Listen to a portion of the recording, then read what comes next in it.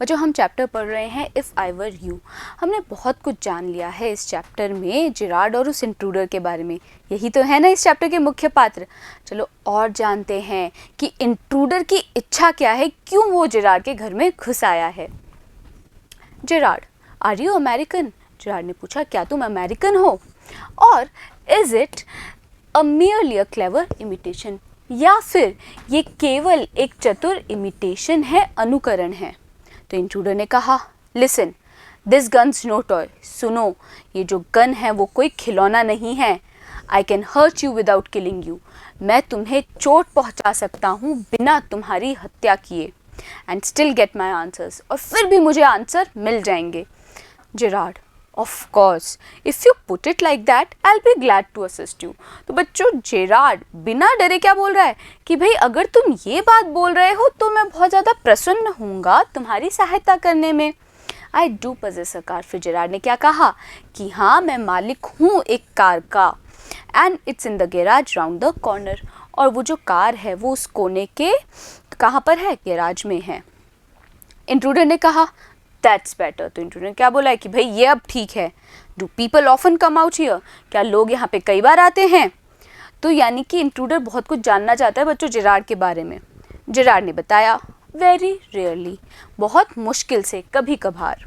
Surprisingly, हैरानी की बात है, few people take the trouble to visit me, कि बहुत कम लोग मुश्किल उठाते हैं मुझसे मिलने के लिए। तो बच्चों कौन कौन मिलते हैं लोग, अभी हम जानते हैं। पहले देख लेते हैं इन सारे शब्दों के मीनिंग्स। सबसे पहला है मियरली। मियरली यानी कि केवल। फिर है क्लेवर। क्लेवर का मतलब क्या होता है? चतुर। इमिटेशन यानी कि अनुकरण। फिर है हर्ट। हर्ट मतलब चोट। किलिंग यानी कि हत्या।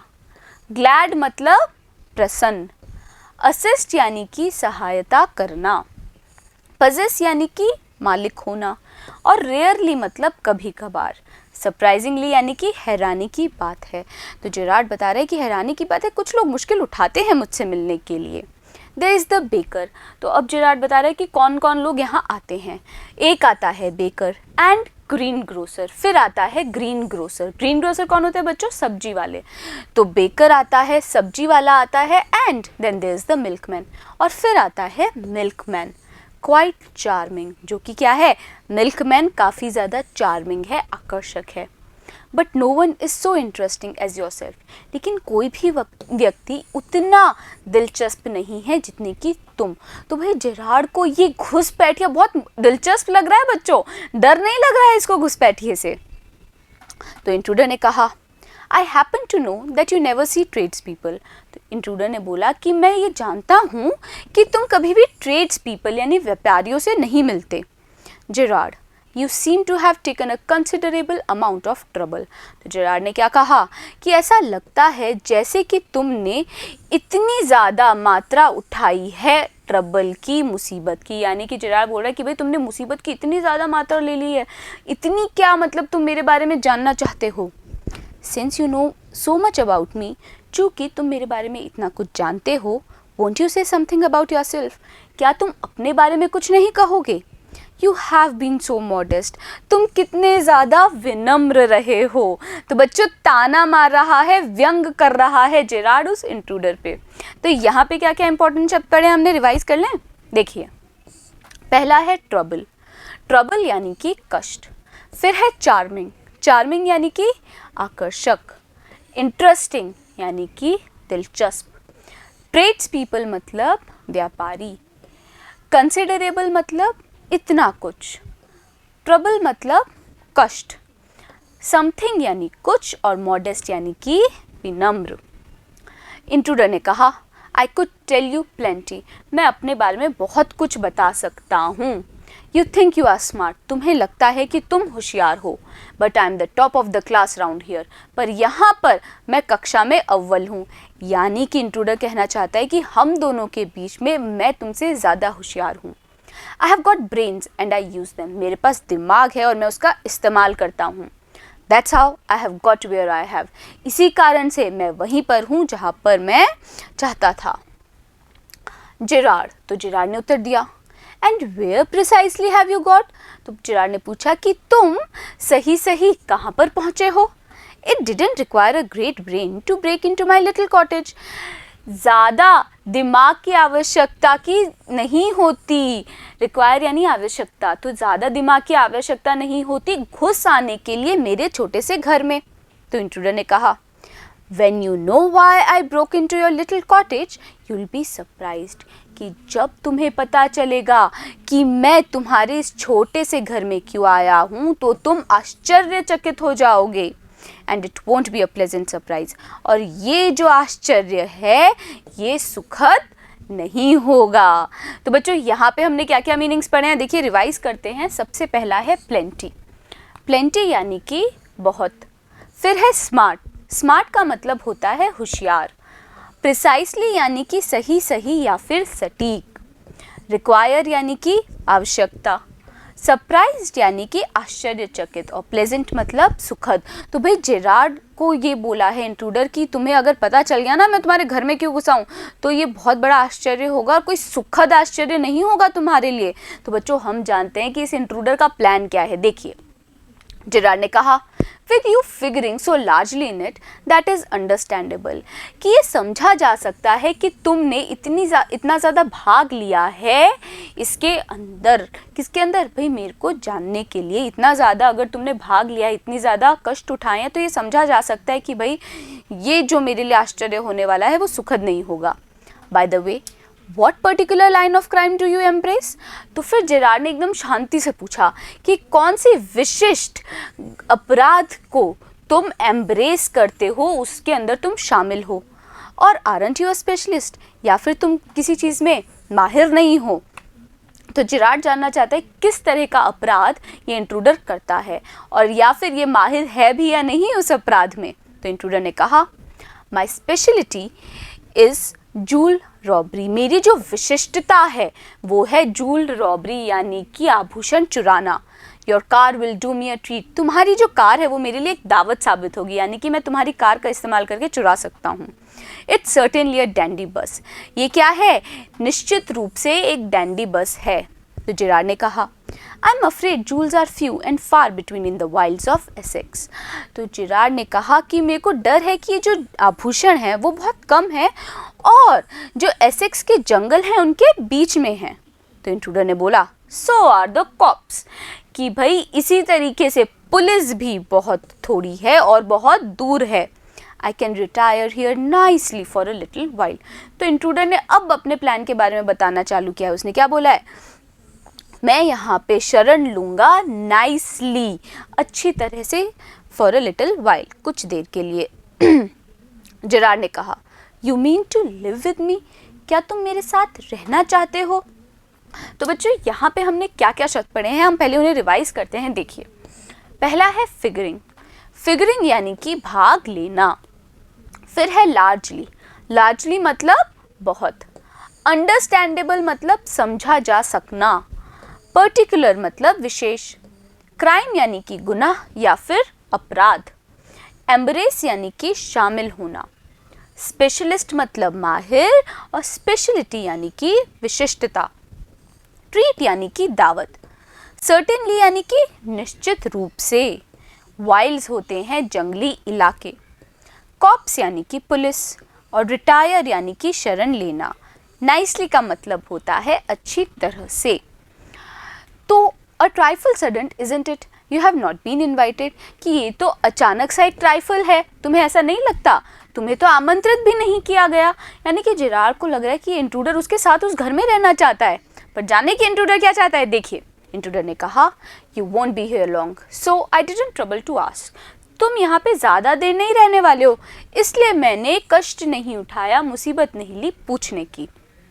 जेरार्ड ने कहा, व्हाट डू यू मीन, तुम्हारा मतलब क्या है? इंट्रूडर ने कहा, this is your big surprise, ये है तुम्हारे लिए एक बहुत बड़ा क्या आश्चर्य वाली बात। I am going to kill you, मैं तुम्हें मारने वाला हूँ। जेरार्ड ने कहा, a little harsh isn't it, ये थोड़ा सा हार्श है, कठोर है कि नहीं? भाई जेरार्ड को पता चला है कि ये घुसपैठिया उसको मारना चाहता है, फिर भी कितना शांत है। देखिए तो इंट्रूडर ने कहा, विद हैवी सार्केज्म, व्यंग के साथ, यह I'll be sorry to do it. मुझे बहुत दुख होगा ऐसा करते हुए. I have taken a fancy to you. मुझे तुम काफ़ी पसंद आए हो. But it's just got to be done. लेकिन इसे करना ही होगा. तो जेरार्ड ने फिर कहा, Why add murder to your other crimes? तुम्हारे बाकी अपराधों के अंदर हत्या को क्यों जोड़ना चाहते हो? It's a grave step. ये एक गंभीर कदम है. You are taking, जो तुम ले रहे हो. तो इंट्रूडर ने कहा, I'm not taking it for fun. मैं इसे मज़े के लिए नहीं ले रहा हूँ. तो बच्चों जानेंगे कि क्यों इंट्रूडर मारना चाहता है जेरार्ड को. पहले देखते हैं सडन का मतलब. सडन का मतलब होता है अचानक. फिर है इनवाइटेड. इनवाइटेड यानी कि आमंत्रित. ट्रबल यानी कि कष्ट. हार्श मतलब कठोर. सरकाज़म यानी कि व्यंग्य. फैंसी यानी कि पसंद. क्राइम्स यानी कि अपराध और ग्रेव यानी कि गंभीर. तो इंट्रूडर ने कहा, मैं ये मज़े के लिए नहीं कर रहा हूँ. I have been hunted long enough. बहुत लंबे समय से मेरी तलाश की जा रही है. I M wanted for a murder already. और तलाश क्यों की जा रही है? मेरी तलाश की जा रही है खून के वजह से. And they can't hang me twice. और वो जो लोग हैं यानी कि जो पुलिस है वो मुझे 2 बार तो फांसी नहीं दे सकती ना. तो जेरार्ड ने कहा, you are planning a gratuitous double. तुम अकारण ही एक और खून का क्या कर रहे हो? योजना बना रहे हो. Admitted you have nothing to lose. मान लिया कि तुम्हारे पास कुछ खोने के लिए नहीं है. But what have you to gain. लेकिन तुम्हें इससे लाभ क्या होगा? कि भाई तुम एक खून तो कर चुके हो, दोबारा खून करना अकारण है. भाई तुम्हें इससे क्या होगा? कोई लाभ तो नहीं होगा ना. तो इंट्रूडर ने कहा, I have freedom to gain. मेरे को क्या होगा? इससे फ्रीडम, आज़ादी मिलेगी. एज फॉर माई सेल्फ, जहाँ तक कि मेरी बात है, I am a poor hunted rat. मैं एक ऐसा चूहा हूँ जिसकी तलाश की जा रही है. As Vincent Charles Gerard, I am free to go places and do nothing. लेकिन अगर मैं विंसेंट चार्ल्स जेरार्ड बन जाऊँ तो मैं आज़ाद हूँगा कहीं पर भी जाने के लिए और कुछ नहीं करने के लिए. तो बच्चों जानते हैं कि क्या प्लान है इसका? ये चाहता है कि जेरार्ड को मार दे और उसकी जगह लेकर विंसेंट चार्ल्स जेरार्ड बन जाए और वही जीवन जिए जो कि वो जेरार्ड जीता था. तो क्या क्या हमने यहाँ पे शब्द पढ़े देखिए. पहला है हंटेड. हंटेड यानी कि तलाश करना. फिर है मर्डर. मर्डर यानी कि खून. प्लानिंग मतलब योजना बनाना. ग्रेटिशियस यानी कि अकारण. एडमिटेड यानी कि स्वीकार किया. गेन यानी कि लाभ. और फ्रीडम मतलब आज़ादी. I can eat well and sleep and without having to be ready to beat it at the sight of corp.